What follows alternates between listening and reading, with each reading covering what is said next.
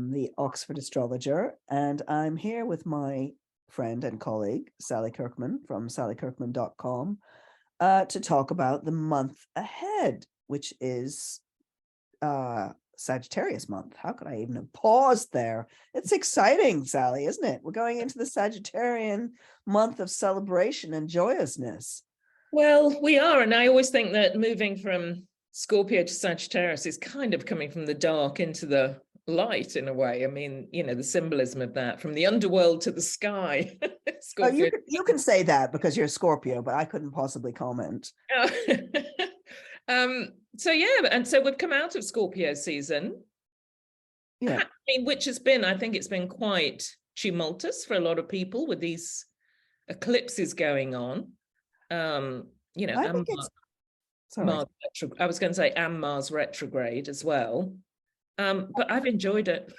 I think it's been an incredible eclipse season, actually. Yeah. This also, I mean, of course, the Mars retrograde literally rules one of the nodes of the eclipses. Yeah. So it's like a double whammy with these eclipses. And if you just look at what's happened in the big world, it's been incredible. I mean, we've had the election in Brazil where Lula won, Scorpio. Yep. Which was a surprise. And we had the midterms in the United States. Scorpio won again, which is great result. And also a surprise. It happened on the actual day of that eclipse. Yeah. And in the heart of that eclipse was the planet Uranus. So it was going to be some kind of upset. Yeah. I mean, I know that Biden didn't win outright, but he's done incredibly well considering. It's interesting also to see that he's and then he went straight to meeting Xi Jinping in China, so he's on a kind of a roll. And then we had Rishi Sunak, the British Prime Minister, being not winning, but being kind of somehow slithered in, shoved in a bit. Shoved in. Your turn. Your turn. You do. But he's a Taurus. Yeah. And so the eclipses were in Taurus and Scorpio, and we traditionally associate eclipses with, the rulers coming and going. Yeah. And lo, it came to pass. It has come to pass, hasn't it? It's been quite extraordinary, really. Amazing. And even if you go further back and, you look at the Queen dying and the new King Charles, again, Queen Taurus, King Charles Scorpio, in this, in the midst of this Taurus Scorpio eclipse season. It has been quite incredible. I mean, you couldn't make it up, could you? How is it that people don't take astrology seriously when it's so blindingly obvious sometimes, isn't it? It's like, really? You're really questioning this when we have exactly the Queen Taurus? Come on, guys. Yeah.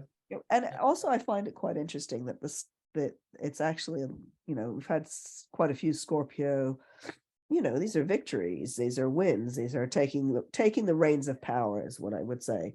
Yeah. And actually it's the South Node that's been in Scorpio with this, which is a place of release. And a lot of astrologers consider that not such a positive node, but it has been for certain Scorpios for sure. Yeah. A lot of people I've spoken to have lost jobs, I have to admit, or there's been a loss of income on some level. Yeah. I mean, this is the eclipse theme. It's winners and losers, isn't it? I'm not, because I remember when I first got into astrology, I never really looked so much at whether it was a south node, during the eclipse, or whether it was a north node. It was actually the star signs and looking at that, the axis, this balance of power between the two, and both will come to power. Both star signs will come to power, and both will fall. It's not just, it's not clear cut like, oh, the one on the south node is going to have a really bad time. It brings something different to the mix, but it's not that clear cut in a way. No, absolutely not. And we have this, these absolute examples of, particularly, I would say, Charles, Lula, and Biden. Scorpios who've done very well when the eclipses. These are eclipses that are, it's the South Node that's in Scorpio. Yeah. It's a release of energy for them. And also, I mean, one of the things about these eclipses that we've just had is that Venus was very involved with them as Mm. well. She's right in the mix. Venus and Scorpio. Mm. Yeah. And the other thing that I found fascinating is the fall, speaking of leaders falling, of this Sam, what's his name? The guy, the cryptocurrency guy. Oh, Uh, Bankman Fried. Is he called Bankman Fried? It's a weird I think it's name. Bankman Fried. It's like that. You couldn't make up a name for a, as a Money guy. cryptocurrency. A money guy. I know. Bankman Fried. I think it's pronounced Bankman Fried. Fried, but I think he was pretty Bankman Fried, actually. Right. I read it in first at Bankman Fried. So. Yeah, he was Yeah. fried. Yeah. And he fried a lot of people. And I mean, it looks like it may have been pretty shady. Yeah. Shady. But Yes. he's Yeah. someone who was put on a pedestal by all the mainstream media. Here's this amazing young person making all this money off something we don't really understand, which is part of it. And then this collapse and this discovery that he'd been doing some shady stuff has caused a huge ripple effect. Yeah. And of course, that's to do with currency, which is another thing we associate with Taurus, with Venus, and with Scorpio. And that's where those eclipses were. Something was going to, the bottom was going to drop out of something. Yeah. No, it's an incredible time for money in general, isn't it? With these Taurus, Scorpio eclipses and Uranus, unpredictable Uranus in the mix as well. Well, look what happened to the British pound. It plummeted. I mean, I'm still like, oh my goodness, we can't go anywhere ever again. Yeah, I know. And then inflation shooting through the roof as well. I mean, it's a crazy time. It's a crazy time, which you would expect. I mean, I have to say on a personal level, because the solar eclipse fell just before my big birthday, and I felt very kind of empowered. So again, this Scorpio eclipses, there's been a lot of power around it, actually. And I haven't really experienced anything too sort of tumultuous on the eclipses as well. But I did have a lovely showing for my daughter, because this was on the solar eclipse when she sort of landed a plum role at her drama school and is going to be playing Hitler. Okay, great. Which it's the irresistible rise of Arturo Ui, a Brecht play. But basically Arturo Ui is Hitler, and she landed the key role. And this was just on that eclipse. And I thought, what a fantastic showing for that eclipse conjunct Venus in Scorpio. There's a powerful woman playing a psychopath and someone, who you could say is completely evil. So I thought that was kind of. And Hitler was a Taurus, wasn't he? Or am I making that up? Yes, he was a Taurus. Yeah. He was a Taurus. Yes. Yeah. I was having to think back. So yeah, that's great. Well, congratulations. Yes, I know, it's very exciting for her. And that's, again, just a reminder, when you're looking at astrology, a symbol doesn't mean just one thing. It can play out in different ways. So it's kind of, looking for the different ways the symbol can play out, which I think is really, really key as well. People get sometimes so tunnel vision. They think, oh God, I've got like, a Pluto transit coming up. It's going to mean death. Yeah. It's going to play out in different ways. So don't get too hooked up on one meaning of a symbol in astrology either. Be colorful with it, be expansive, which is much more interesting actually as well. Yeah, and all planets, whether they're Pluto or Jupiter, they all have positive and negative meanings. They do. So, Pluto can mean you get power. Yay. Yeah. Not that you're going to die, but you're going to become very, very powerful. You're never going to die. You're going to rise from the dead. Of course, there's the Mars retrograde to discuss as well, which has been going on since the end of October. And yours truly, you can probably hear my voice is like changed. And I had Mars retrograde stationing on my moon. And I thought, oh, I've gotten away with it. Because it was there for a couple of weeks. It's, when Mars slows down, it slows down a lot. It takes a long time to turn around. And I thought I'd gotten away with it, but obviously I hadn't. So I've been in bed for about 4 days with this Yeah. weirdo thing.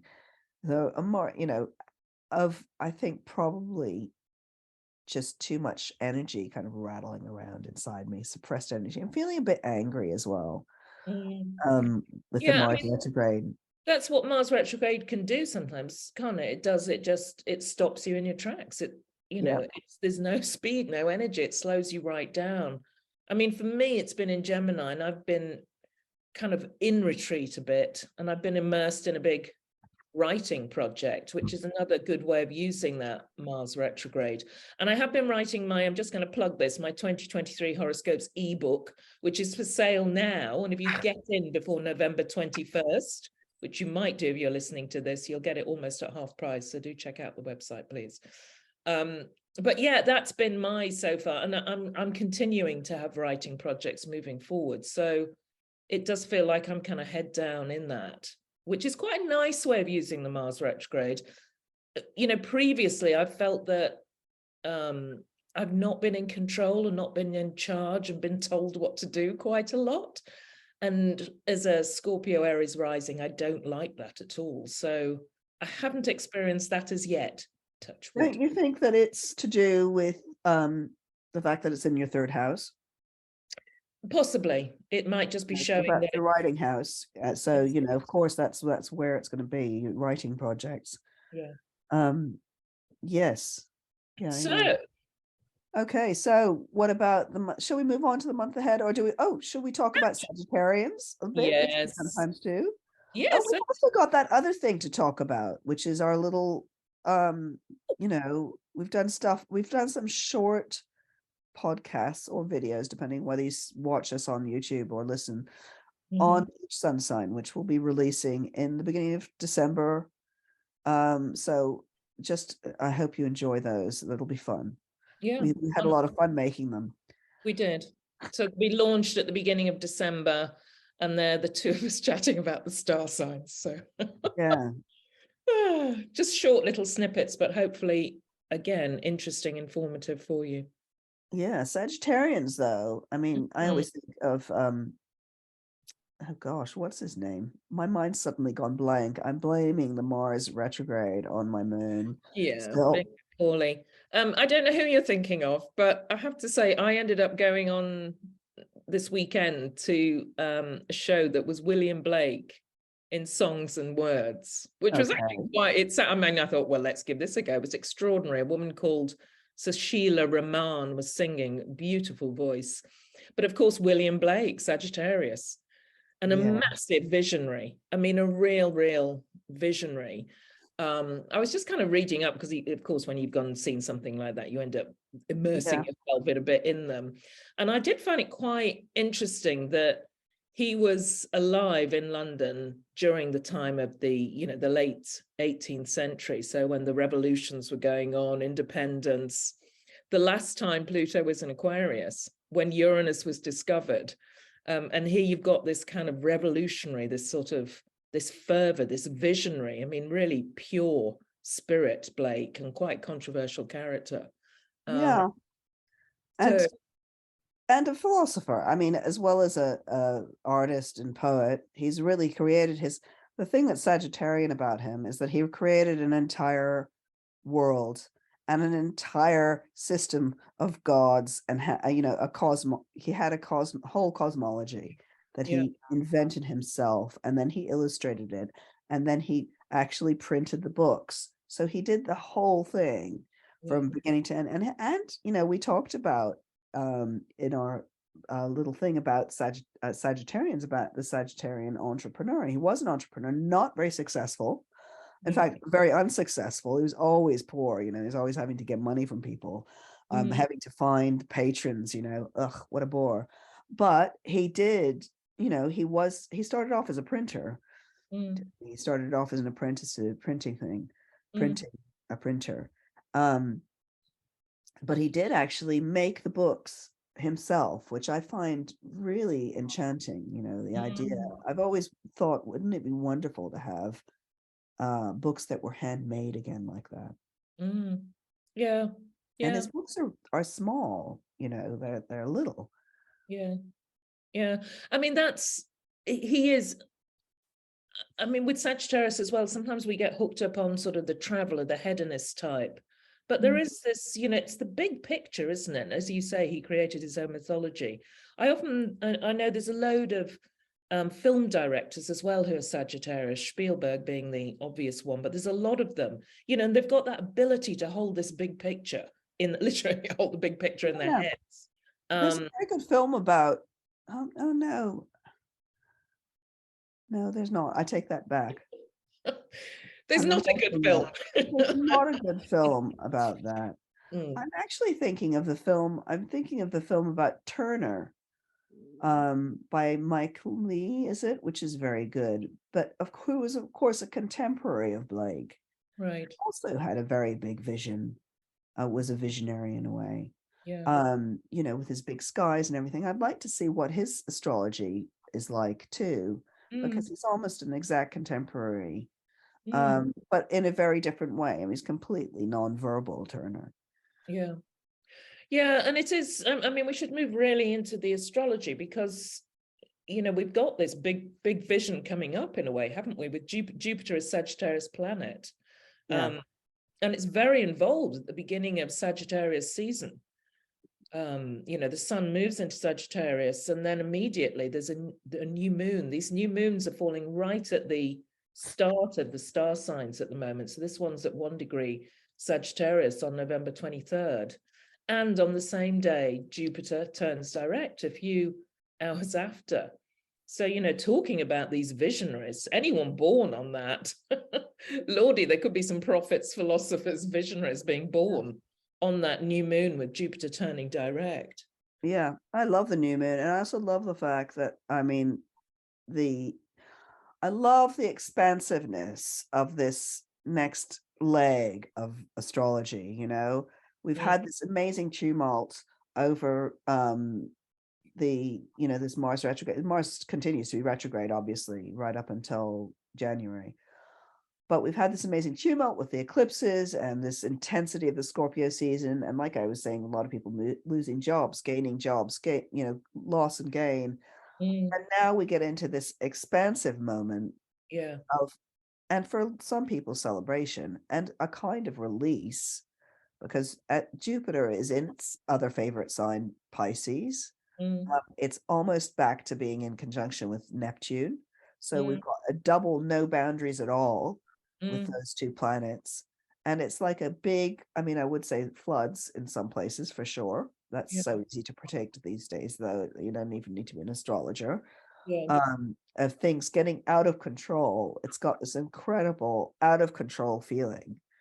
Um, so that's, which has a good side and a bad side. And that starts right, I mean, it's already happening now as Mm, these two planets are getting closer together and since Jupiter went into Pisces, but it's mm, going to feel like a big whoosh, I'm sure, with that new mm, moon. And it's also, as you're talking about the Jupiter Neptune, remember that there was the epic conjunction, wasn't there, Yeah. in April this year, April 2022. So for some people, if that was really powerful, that Jupiter Neptune conjunction in April, it may be that there's sort of reverberations or some, you know, kind of somehow that's coming back full circle because those two planets are really powerful again now. I mean, it can be overwhelming emotion. You know, it can be kind of spiritual renaissance going on. For some people, I know that Jupiter Neptune was about there was sort of betrayals and scandals and seductions as well. You know, it is the slippery side of Pisces. So there may be things that started in April that are now coming full circle, maybe legal Yeah. cases as well, or anything legal going on as Jupiter rules the law. Yeah. So big astrology and fantastic. I mean, for Sagittarius, Lordy, you're going into your birthday month, and here comes this amazing new moon and Jupiter turning direct. So it really is, you know, use it to do something special, use it to celebrate. It may be linked to family for Sagittarius because Jupiter's in your home and family sector. So there might be a celebration, there might be an announcement or, you know, a big anniversary, but something to really kind of get your teeth into and celebrate in a good way. Yeah. or sell your house and buy a boat and sail around the world. Lovely. Love that. Sagittarius. That's sort of, it's that kind of, right, I'm breaking free, Yeah. I'm freeing myself from, and I actually think that kind of fits in slightly with one of the other themes of last month and the eclipses was, a breaking free of attachment. Yes. It felt like that's what those eclipses were like. So you break free of the attachments earlier this month, and then this new moon comes along on the 23rd, and you have the freedom from that breaking free of attachment, Yeah. that release. Yeah. Yeah, I think it's a wonderful, if you like freedom and no boundaries, it's Yeah. wonderful. If you like boundaries, maybe it's more problematic, Yeah. because it's Jupiterian, it's mutable. The mutable signs are really pinging in for the next 4 weeks, aren't they? Which is Sagittarius, Pisces, Virgo, and Gemini. Yeah. Although so in fact, we've got Jupiter, and I looked in the sky last night, and you can see very clearly Mars and Jupiter. Yeah. You have clear skies, and that you can see very clearly that they are literally in a square to each other. Although one's at 21 and one's at 28, they're still within square. And that's tension between this Gemini, the Mars retrograde, and the Jupiter retrograde at the moment, but about to turn in Pisces. And what do we think? What do you think that energy means? That energy between Gemini and Pisces, that tension there. Well, I mean, it's going to play out big time at the full moon, isn't it? Yeah. Because that's when, I mean, the full moon takes place on December the 8th, I think. Yeah. When it's Gemini, Pisces. It kind of pulls in all the mutable signs in a way. I mean, it's interesting because you're a mutable star sign being Pisces. I'm not at all. Well, I've got in Pisces actually. But it's an energy that I don't particularly like because I find it not very, I find it quite hard to make decisions with all the, with mutable energies because there's too many options, too many possibilities. You've been pulled in too many different directions. You can't get things done. And I suppose in a way I'm kind of feeling that a bit with the Mars retrograde in Gemini. Trying to get actually for me, trying to get a bigger picture, an overview of things, I'm finding a bit puzzling and confusing. It's like, well, I could do this, I could do that, or maybe that's a good idea, maybe this is a good idea. So that's how I kind of experience it playing out. Yeah, that's interesting. I can't find a kind of core or a route through it. It's like I'm swimming. I'm just swimming in the ocean. Oh, welcome to my world, Sally. That's my whole life. That's what it's like. And a couple, because I thinking about, of course, for me, of course, I'm attracted to that particular, those two things, because I'm very mutable, as you say, and I have planets in Gemini and planets in Pisces. And I obviously, experience, I swim through life in a slightly confused way anyway, with hyper focus occasionally. When I'm looking at charts, I switch into hyper focus. But I think that this Mars retrograde, which we're going to be experiencing, continues on. The Mars retrograde is about seeking the truth. I see it as like diving down to the bottom of the sea and finding these pebbles of truth for me, because I think the Mars retrograde, truths will be revealed, things are going to come out, secrets are going to come out. And this is very much in the public sphere. I'm actually thinking of the cryptocurrency guy again. This all just sort of burst out into the open, all this stuff that had been going on, all of these lies. And Gemini and Pisces are these storytelling signs, aren't they? They are the signs where, and as we've discussed on various occasions on this podcast, this period that we're in of Neptune in Pisces is very much a hall of mirrors. It's a very difficult time in which to know what's true and what is not true. And I think that in the personal, on a personal level, we may have mirrors held up to ourselves and what we really think about things, but also we'll see stuff in the wider world that's about more truth coming out, more scandal coming out as well. But when does it come out? That's what with when does it come out? I kind of feel like we're swirling around still in the many different stories. I think we are swirling around, but I have to say that full moon on the 8th of December looks to me like, boom, here it is. Have a look. Have a look at this one fragment of information. And then there's going to be another fragment of information. And also then just to say that we're doing this podcast really differently now, which is good. I'm just going to leap into the end of the month when Jupiter moves back into Aries, Mars star sign on the 20th. And Mars is still retrograde in Gemini. And so that too could that too could then bring truth. Because if Mars is the one going in deep, digging in, then once Jupiter moves into air, again, we get snippets. So there's going to be periods throughout. Yeah. I mean, I think there will be revelations. I mean, I'm very interested also that just speak back to the politics, Mars retrograde, we've had both Mars retrograde in Gemini, right?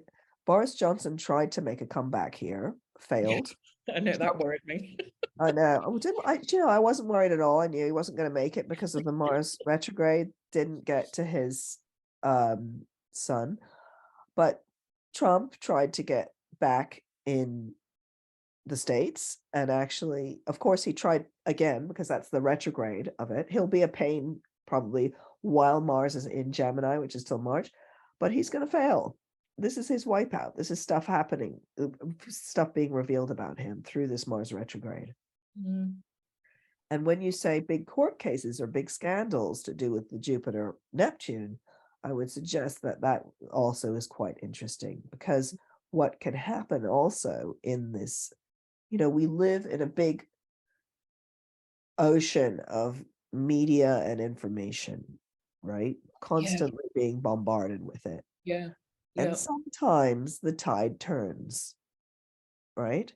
And the tide will turn against certain narratives as well. And that's what I feel is happening during this really interesting month, and especially around this full moon. But there's going to be a tidal turn. And one of the things I also felt about these recent elections, which was interesting, aside from Rishi Sunak, who was not actually elected, as we know, who was inserted, is that there is the tidal turn away from autocracy that we've seen, or from the far right that we've seen over the last year, is quite encouraging, I think. Mm-hmm. So there was that election in Australia where they finally got in their left-wing candidate. Mm-hmm. There's been Biden winning these midterms. There's Lula winning Brazil. These are major, major economies. Mm-hmm. The tide seems to be turning it back towards democracy. And I just wonder if there's going to be a big tidal shift in November, December. Yeah. I think you're probably right with that. I do think you're right. I mean, it's an extraordinary world we live in where, trying to get to the truth of things is just so hard now because of the role of the media and role of social media within any world events. I mean, you can put anything on there. You can twist things. We can digitally alter images. It's kind of like, is that true? Is that real? What's going on? It's so easy to kind of whip up a frenzy or use the media to persuade and lure and seduce. It's a very, very confusing world to live in. So it would be wonderful if what's going on this month does bring something new to the surface, and that Mars dives in to get to some of the truth of a situation. Gemini is the sign of journalism, of both trashy journalism and real journalism. Both those things are Gemini. Yeah. And I have to say, I do associate Pisces and this Neptune and Pisces with social media, with Yeah. that big mass of things that's so hard to differentiate. And Mars retrograde is discriminating, it seems to me. It's focused, it's discriminating, it's inward. Of course, the other thing that we didn't mention that happened last month was the Elon Musk's takeover of Twitter. Oh my God. I mean, for someone like me, I love Twitter. So I'm like, and I've spent years, enjoying Twitter. And I'm, um, and honing my own feed. So it's beautiful images, lovely poetry, really interesting folklore. This is what I see on Twitter. Yeah. And interesting politics too. But there's a lot for me. There's a lot of art on Twitter, a lot of interesting stories, and to have that shaken was very eclipsing for me. It's like, oh my goodness, this is going to go. Yeah, and then talk of when's Twitter going to break? Yeah, you know, when's it going to break? Twitter. So again, Yeah, this is interesting for what's coming up in the absolutely. ahead. I mean, I think that these things we'll see some big shifts there. Mm, mm. So shall we? Well, let's kind of pull it Yeah, back. What's going on personally for people? yeah. Kind of, we've So got we a bit went. Sagittarius, That Jupiter happens. out in the world. It happens every time we do a Sagittarian month, isn't it? It's like, okay, Sagittarius, let's just talk about everything. Really Bam, big chuck picture it all stuff, in. guys. Let's check it all in.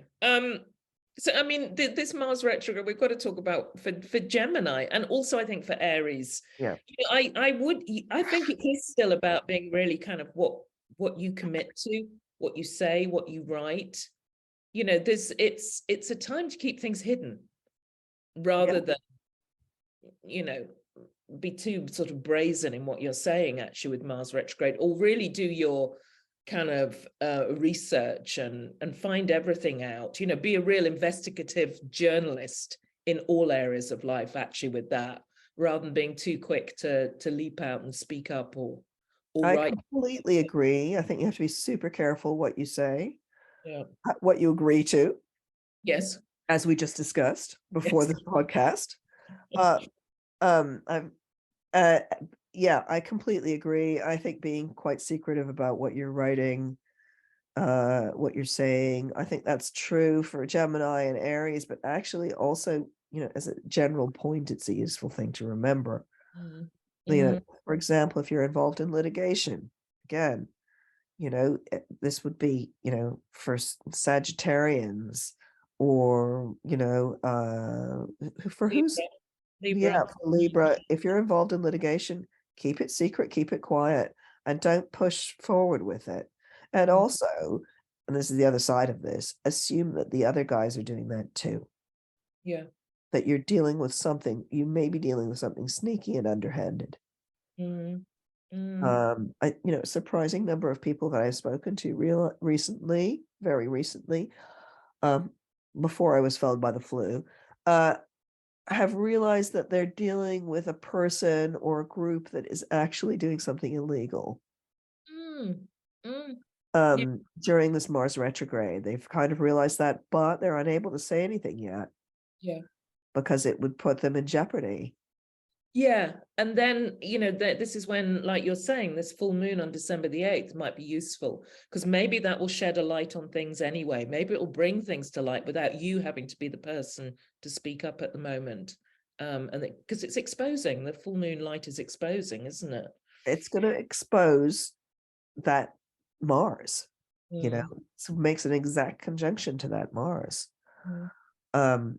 Which is, I mean, Mars is great, but it also can be kind of something sneaky and criminal. I mean, sorry, I'm going to go big again. I wonder what's going to be happening in that war in Ukraine, for instance. Mhm. And we've seen during the Mars retrograde that in fact Russia withdrew from Kherson. I mean, that is a Mars going retrograde, but then they've sent all these bombs over, Yeah. so they're changing their tactics Yeah. during the Mars retrograde. And by the way, Putin definitely uses astrology. Yeah. Yeah. And Mars, god of war, Yeah, isn't it? yeah. So he's going to be they are doing sneaky stuff. They are changing their strategy, and the withdrawal may be a gathering for another big push in January. Mm, mm. So From what the does, air, also, can I just say, because it's in Gemini. yeah, no, agreed. I mean, what does this mean, for people who are kind of caught up in relationships? This it's quite a tricky month for relationships, isn't it? Particularly, Gemini, Sagittarius. This is, it's kind of almost across the board a little bit, because it would be really easy to fall kind of completely, it's this boundless energy. So emotions are boundless, and it can be kind of fantasy relationships. Be really wary, I would say, this month for people who you think are real and who aren't on social media. Yes, Really need to double I've check thought of that. the facts, because you Yeah. could have this huge fantasy that you feel like you've met the person of your dreams, and they turn out to be a bot on Twitter or whatever. Again, this is where this theme of illusion, we've got this theme of illusion coming in, and seduction. So it's very important to keep feet on the ground as well, I think, and double check things. Yes. And it's always a good way of using the Mars retrograde. It's retrograde phases. I always say, read the small print, double check things, get down to the nitty gritty of what's really going on. And that's a very important foil against this big picture, this boundless, wherever it's taking you, this boundless nature. Yeah, I mean, I know that people don't like Neptune, that people have negative thoughts about Neptune, and it's always cast as something that brings that's illusory, that is glamour, there's glamour, and this is all true. But I do think in terms of relationships and falling in love and stuff, you need a bit of the old Neptune stardust. Mm-hmm. So for me, I'm kind of thinking, maybe for Sagittarians, this month ahead, what with Venus in your sign, and Jupiter, your ruler, making this closing into conjunction again with Neptune, it's actually kind of good. So Pisces ruled by Neptune. Yeah, because your fantasies, Whereas what's I'm a not. Scorpio who's saying, just get to the bottom of this and find out what's really going on, just double check everything. I'm just thinking, well, I agree with that as well. I mean, you can have several, angles, but I do think that if you're going to fall, if you're having an affair or a love affair, you need that. A little bit of Neptune stardust does no harm at all. Okay, fair enough. And also for Virgo, it could be, you've got this, again, now this sort of overwhelming, boundless emotion going on in your relationship sector.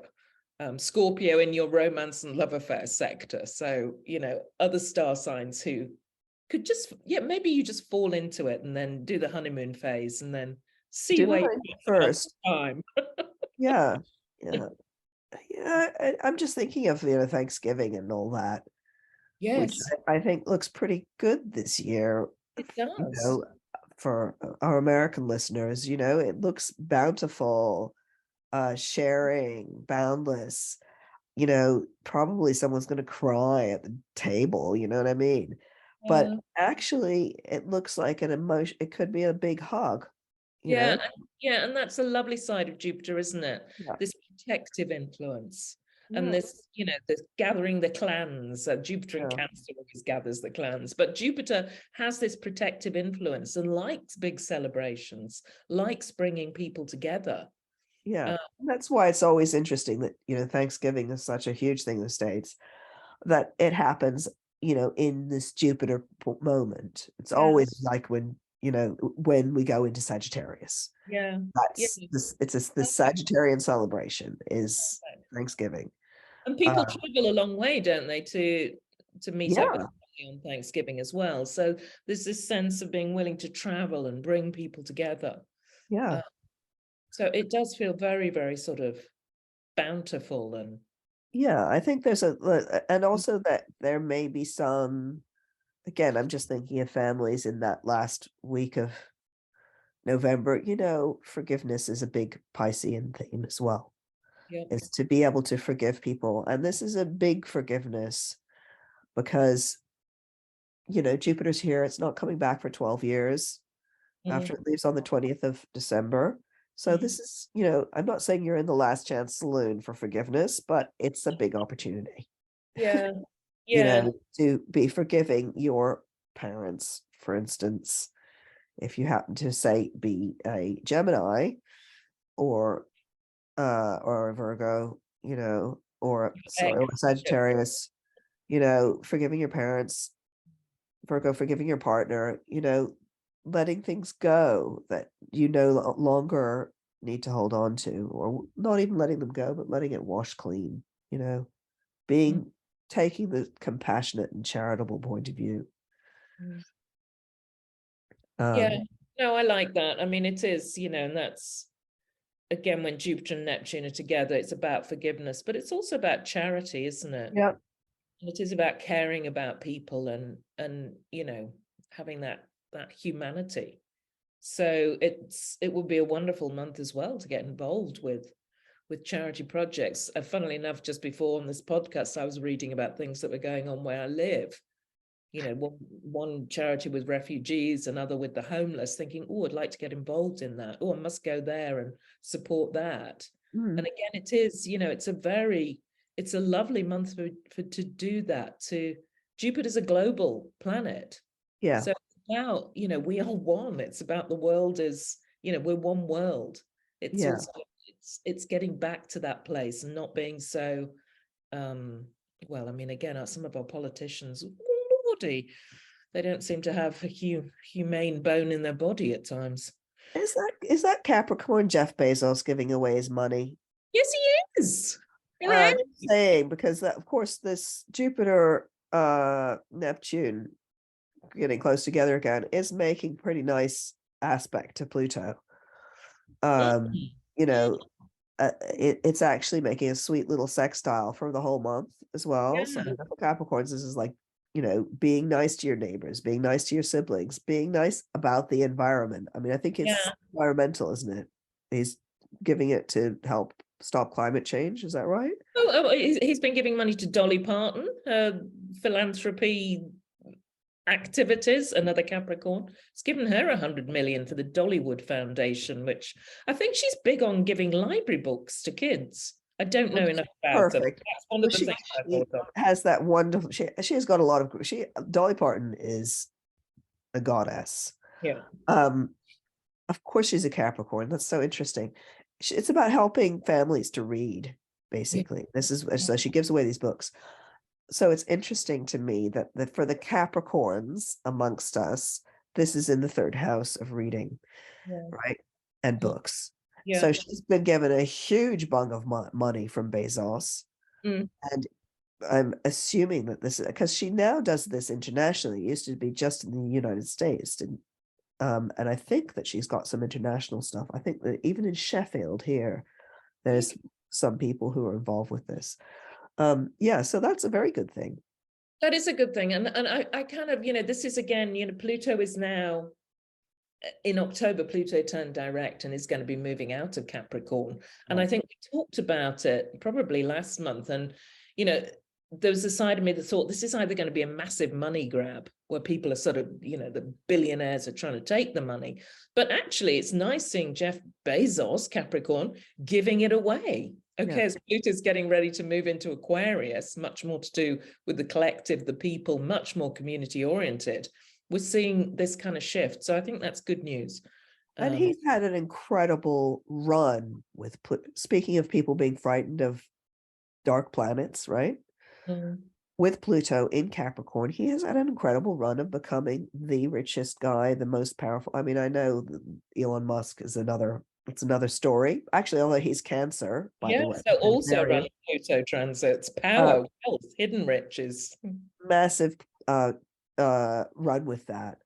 But Bezos really is an incredible astrological example of how Pluto has transformed him since 2008 into this person and now it's moving on and he's giving it out.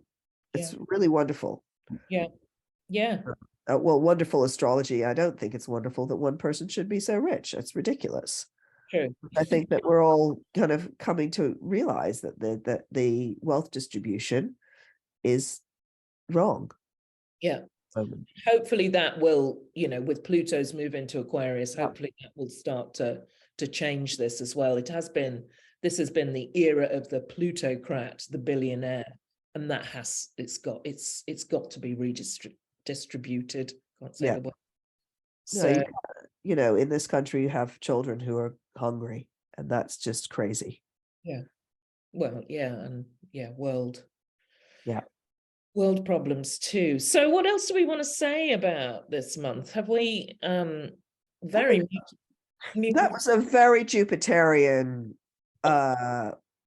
kind of roll around the month. I mean, very Sagittarian, and that we looked at the big picture and it was all a big glob of information.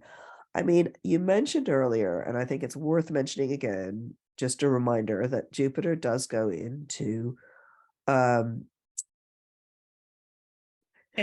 Aries. That other sign goes into Aries on the 20th of December. Yeah, so just again, it's interesting, isn't it? We've got a massive Jupiter influence at the beginning of Sagittarius season. It turns direct on the 23rd. Then another massive Jupiter influence. It goes back into Aries December the 20th, where it was from mid-May to the end of October this year.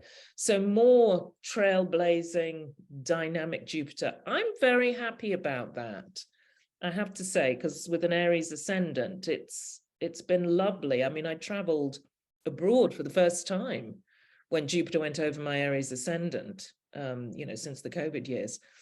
So for me, it was this sense of the world opening up and this freedom and celebration and good times, actually.